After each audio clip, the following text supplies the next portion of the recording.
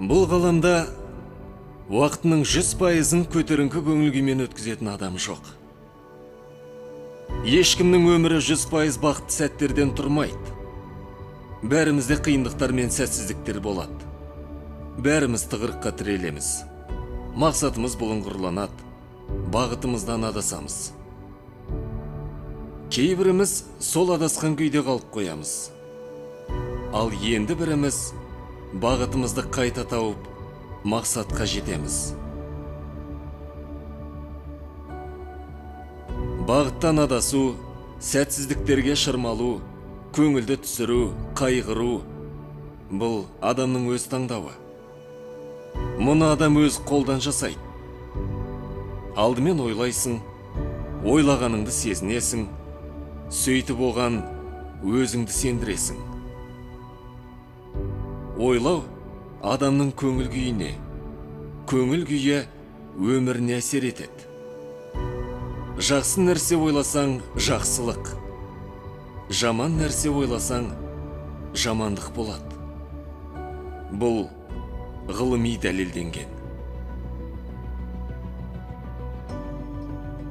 Егер сен өмірден орныңды таппай, алған бағытыңнан адасып жүрсең, мынадай 5 өсиетке құлақ тұр. Бірінші, өзіңе неге бұлай болды? Не себепті сәтсіздікке ұшырадым деген сұрақты қой.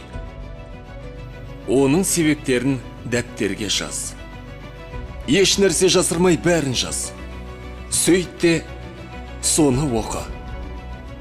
Ойлан. Бұл саған 100% көмектеседі.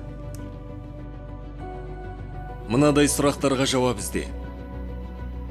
Не үшін жетістікке жетуің керек? Не үшін денсаулығыңды түзеуің керек? Не үшін өзіңді дамытуың керек? Не үшін жақсылық жасауың керек? Не үшін ақша тауып жағдайыңды жақсартуың керек?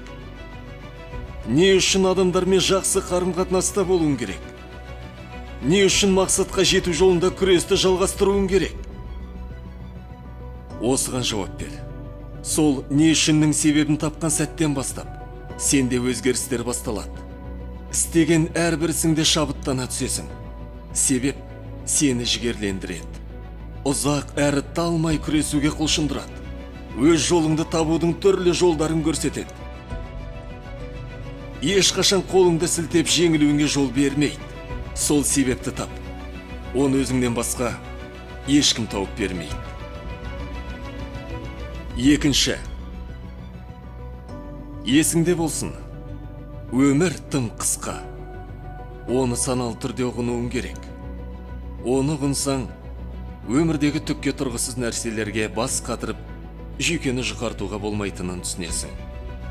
Қамшының сабындай қысқа ғұмырда жаныңды рахаттандыратын істермен айналсасың. Адамдар туралы жақсы ойлайсың, жақсылық жасайсың.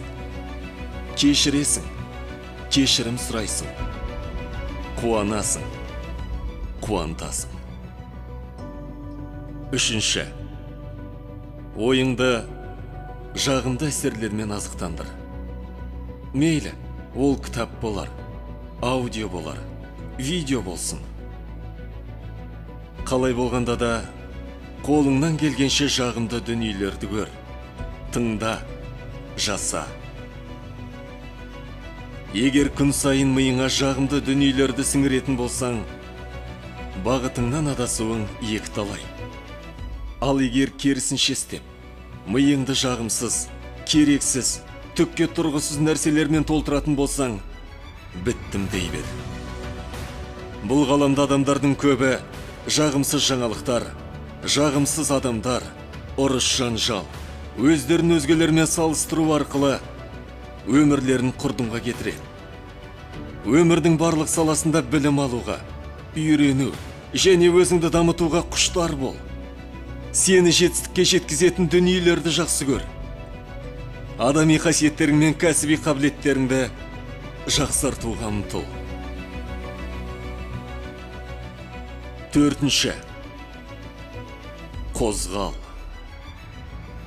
Қозғалыс күйзелісті жеңілдетіп, стресстен арылуға көмектеседі.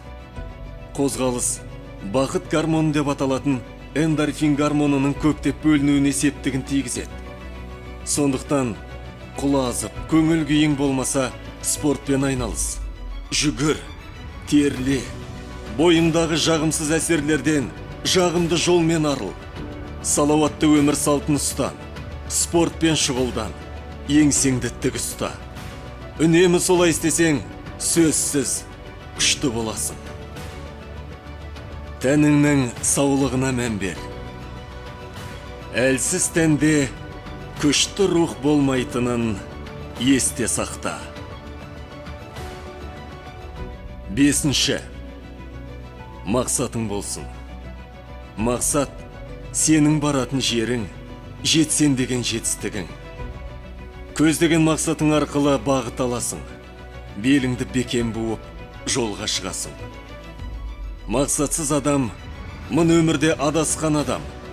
Мақсаты нақты адам өмірі мен уақытының қадірін біледі.